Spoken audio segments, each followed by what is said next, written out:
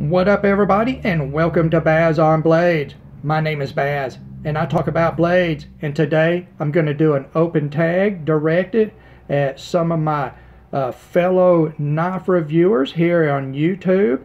And what we've got here, this tag is for the smoothest knife in your collection. And I'm not just talking about the action opening and closing, because there's a whole lot of smooth bearing knives out there. What I'm talking about is the overall, the design language, the attitude of the design, the fit and finish of it, everything. I want to hear about the knife in your collection that when you pick it up, you're like, oh, that is smooth. And let's say I'm going to start with 3 tags. Let's do Frankie and Bird over at Birdshot IV, because I know that they will like this. Let's do LTK over at LuvThemKnives and see if he can sneak a little short video in there between the 5 that he posts every day of the week. And let's do Brian over at SliceyDicey too. We'll start out with those 3s. You guys and gals, let them know, and I will tag them on Instagram and let them know. So, out of my collection, these absolutely, hands down, the smoothest knife I have, and really the smoothest knife I've ever owned. This guy is dark, smoky, jazz club smooth, guys. Everything about this knife, as designed by Chris Conway and realized at Kaiser, who did the production on this licensed production version, everything about this knife is so smooth. This design is smooth.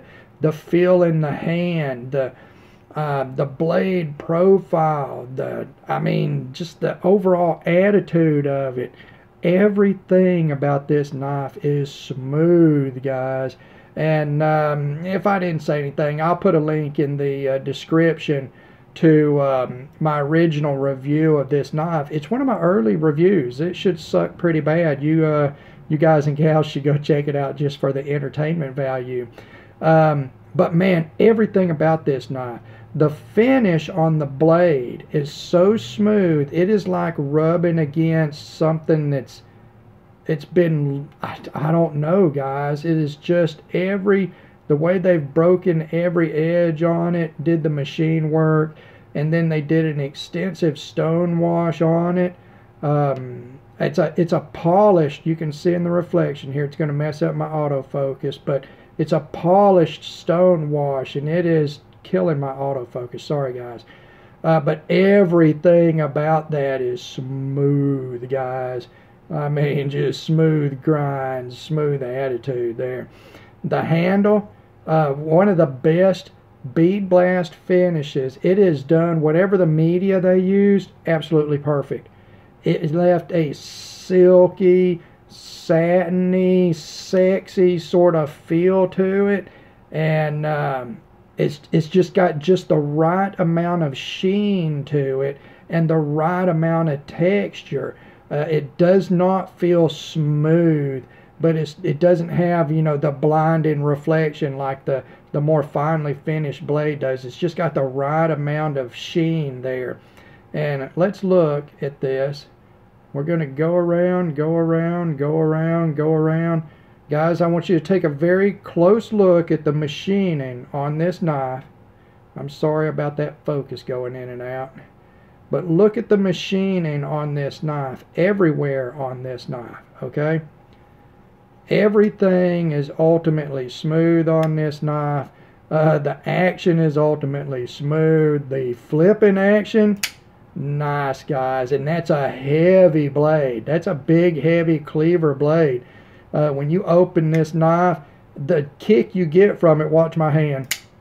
The kick you get back into your hand when that blade seats against the stop pin, it's like a really strong automatic. I mean, just everything, every decision about how to finish this knife and how to present it and the design and just the attitude of the knife. I mean, that is let's get this out of the way here, guys. That is a smooth looking knife in the closed position. Alright, got it looking good in the closed position, guys, and then you flip it open and it looks great open too. It's just a smooth design. That's all there is to that. That's all there is. And it is hands down the smoothest knife in my collection overall, guys. I mean, just everything about it is great. Everything as far as the manufacturing is just fantastic.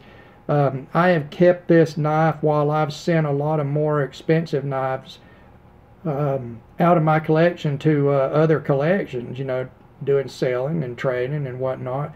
But I've kept this knife because it literally is. It is the smoothest. You know, I've paid up to $750 in custom knives with bearing pivots that they weren't anywhere near as smooth as this knife. This is just to me, it's a